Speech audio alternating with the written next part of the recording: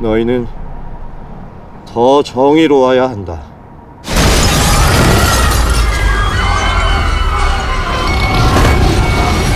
지옥이 넷플릭스 1위를 차지한 지도 꽤 시간이 흘렀습니다.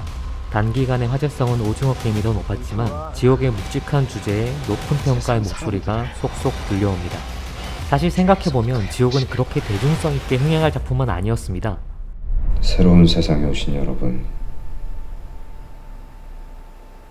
환영합니다. 전개는 꽤 느리고 호흡은 무겁고 주제는 어둡죠. 좋은 이야기, 생각해봄직한 주제라고 말할 수는 있어도 모두가 사랑할 만한 보편타당한 재미와는 다소 거리가 있다고 볼 수 있습니다. 그럼에도 지옥이 이렇게 흥행한 이유는 무엇일까요? 사실 대중적인 성공과 작품의 완성도는 서로 별개의 그래프를 따라 움직인다고 봐도 좋을 정도죠. 그럼에도 지옥이 어떤 이유로 지금과 같은 반응을 이끌어냈는지에 대해서는 한번 말해볼 수 있을 것 같습니다. 아니, 정확히는 지옥을 창조한 연상호 감독의 의도에 대해서 한번 말해볼까 합니다. 이른바 연상호가 말하는 4가지 창작의 비밀입니다. 창작의 비밀 첫 번째, 마이너한 감성을 월드와이드한 방식으로 공략하기입니다. 잘하는 걸 하는 것과 할 수 있는 걸 하는 것, 얼핏 비슷하게 들리지만 둘 사이에는 상당한 간극이 있습니다. 내가 할 수 있는 것을 반드시 잘하리란 법은 없고 그 반대도 마찬가지죠. 연상호 감독이 이를 해결한 방식은 꽤 영리합니다. 할 수 있는 걸 꾸준히 하되 그걸 잘할 수 있는 환경을 찾아가는 겁니다. 생각해보면 연상호 감독은 늘 마이너의 길을 걸어왔습니다.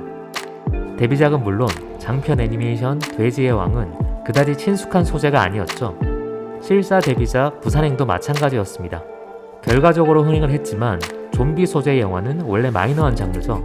TV 드라마 각본을 맡았던 방법도 마찬가지입니다. 방법이라는 저주를 소재란 이 드라마는 호러에 가까운, 사실 공중파에서는 상대적으로 낯선 장르를 택했습니다. 이번 넷플릭스 시리즈 지옥도 마찬가지입니다. 작품이 흥행했을 때도 연상호의 취향이 바뀐 적은 없었습니다. 그렇다면 무엇이 바뀌었냐? 바로 환경이 바뀌었습니다. 어떻게 보면 마이너한 그의 감성이 대중적으로 잘 받아들여질 수 있는 시대가 만들어졌을 따름입니다.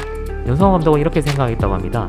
기왕에 내가 마이너한 감성과 재능을 갖고 있다면 이런 마이너한 감성을 월드와이드하게 공략하면 되겠다고. 바로 넷플릭스로 대표되는 스트리밍 서비스를 통해서 말이죠. 물론 무대가 만들어졌다고 모두가 그 무대를 제대로 활용할 수 있는 건 아닙니다. 연상호 감독의 재능은 여기서 빛납니다. 불특정 다수의 대중이라는 상상된 취향을 억지로 맞춰가는 게 아니라 자신의 취향이 대중을 향해 효과적으로 확산될 수 있도록 상황을 만들어 나가기 시작했습니다. 바로 무대 자체를 옮겨가는 거죠. 하고 싶은 걸 꾸준히 하되 형식에 얽매이지 않고 그걸 잘 받아줄 수 있는 환경을 찾아가는 것. 연상호 감독 창작의 첫 번째 비밀입니다. 창작의 비밀 그 두 번째는 할 수 있는 것을 말하는 인간들의 이야기입니다. 지옥은 말할 수 없는 지옥을 설명하고자 하는 이야기가 아닙니다. 이해할 수 없는 상황이 닥쳤을 때 사람들이 어떻게 반응할지에 대한 이야기죠. 연상호 감독은 마이클 조던 다큐멘터리를 예로 들면서 이렇게 말합니다. 마이클 조던은 자기가 노력해도 알 수 없는 것에는 관심이 없었다고. 사람들은 초자연적인 사태나 예측 불가능한 불행에 대해 이유를 알고 싶어 하지만 연상호 감독 본인은 아무리 생각해도 알 수 없는 것에 집착하기보다는 우리가 실질적으로 무엇을 해야 하는가에 초점을 맞추는 것이 낫다는 입장입니다. 연상호 감독은 이렇게 말합니다. 지옥은 판타지적인 상황이지만 비슷한 일들은 현실 속에서도 많이 일어난다고 생각한다. 요컨대 연상호는 상상 이상의 무대에서 상상 가능한 사람들의 이야기에 집중합니다. 사실 이건 특별한 시도는 아닙니다. 웬만한 판타지나 SF는 다 이런 입장에 서 있죠. SF의 상상력은 오늘의 현실을 풍자하기 위해서 지금이 아닌 언젠가, 여기가 아닌 어딘가를 무대로 삼습니다. 연상호 감독의 작품들은 이러한 SF의 비판적인 성격, 성찰과 깊이를 충분히 활용합니다. 이것이 여타 가벼운 서브컬처 작품들과의 차이를 만들어주는 비결입니다. 서브컬처의 핵심적인 즐거움은 각자 보고 싶은 대로 의도를 넣어서 해석하는 과정에서 완성이 됩니다. 팬들이 만들어가는 세계가 있는 거죠. 세계관을 조립하는 재미에 매진하다 보면 주변이, 그리고 사람이 보이지 않고 시야가 좁아지기도 합니다. 연상호 감독의 관역은 애초부터 사람을 향하고 있고 덕분에 이런 부분들의 디테일을 놓치지 않습니다. 감독 연상호는 이렇게 강조합니다. 원작자의 손을 떠난 순간 이미 관객들의 것이다. 창작의 비밀 그 세 번째, 판을 깔아주는 용병술입니다. 지옥에는 참 다양한 캐릭터가 등장합니다. 왜곡된 믿음을 끝까지 실현시키는 정진수 의장. 방향이 다르지만 한편으론 정진수 의장을 닮아가는 민혜진 변호사. 보통 사람들이 투덜거리는 불만을 대변하는 배영재 PD까지 각자의 정의와 갈 길을 걷는 사람들이 지옥을 완성합니다. 여러 배우들은 캐릭터의 부피를 더해주는 멋진 연기를 선보였습니다. 근데 진짜 놀라운 건 비중이 작은 이른바 씬스틸러 역을 하고 있는 배우들의 활약입니다. 우선 1, 2, 3화까지 가장 눈에 띄는 사람은 고지를 당한 박정자 역의 김신록 배우입니다. 전반부의 박정자는 뭔가 다르게 다가옵니다. 배우의 디테일한 해석이 더해졌기 때문입니다. 연상호 감독은 방법에 출연한 김신록 배우를 보고 지옥까지 캐스팅했다고 합니다.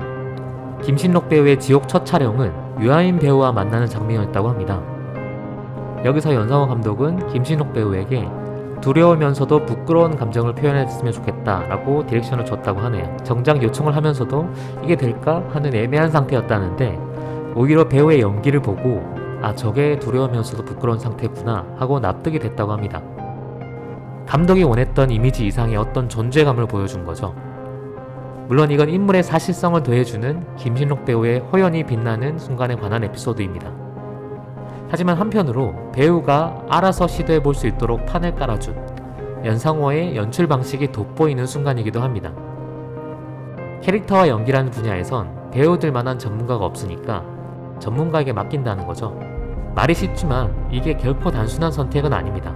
연상호 감독의 표현을 빌리자면 자신의 역할은 큰 틀을 잡아주는 거고 그 안에서 배우들이 자유롭게 놀 수 있길 바란다는 겁니다. 마지막 창작의 비밀은 좋아하는 것에 솔직하고 표현하는 것을 망설이지 않기입니다. 지옥의 예고편이 공개된 직후부터 꾸준히 비판을 받는 몇 가지 요소가 있습니다. 대표적인 게 지옥의 사자들의 디자인과 CG입니다. 지옥 사자들의 표피는 폐 타이어를 뭉쳐놓은 것 같은 질감에 짐승 같은 몸놀림을 보여주죠. 외형이 살짝 조악해 보인다는 지적에 대해서 연상호 감독은 이렇게 말합니다. 취향이 반영됐다고 볼 수도 있다.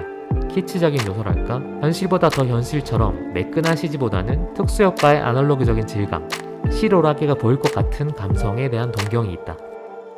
요컨대 특촬물처럼 의도된 조악함이 있다는 점을 숨기지 않습니다. 다른 선택을 할 수도 있었을 겁니다. 하지만 연상호 감독은 기회만 되면 염력에서 슬며시 보여줬던 정서로 나아가려고 합니다. 어딘지 어설프고 조악하지만 그래서 더 살아있는 재미가 있는 세계, 이른바 서브컬처 특유의 조잡함의 미학입니다.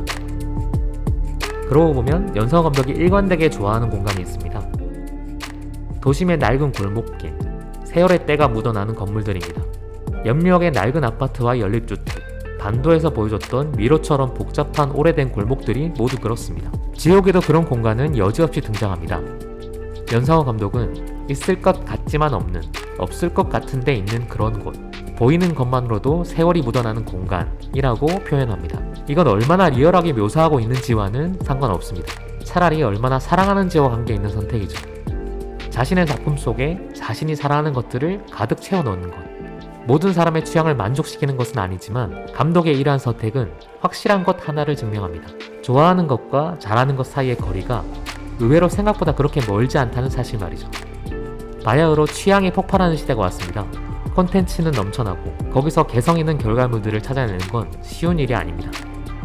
어쩌면 이런 콘텐츠 과잉의 시대에 자신만의 색깔과 취향을 분명하게 드러내되 의도를 고집하지 않고 타인의 이야기에 귀를 기울이는 태도야말로 멈추지 않는 창작력의 비결인지도 모르겠습니다. 지금까지 지옥의 인터뷰를 중심으로 살펴본 연상호 창작의 비밀이었습니다.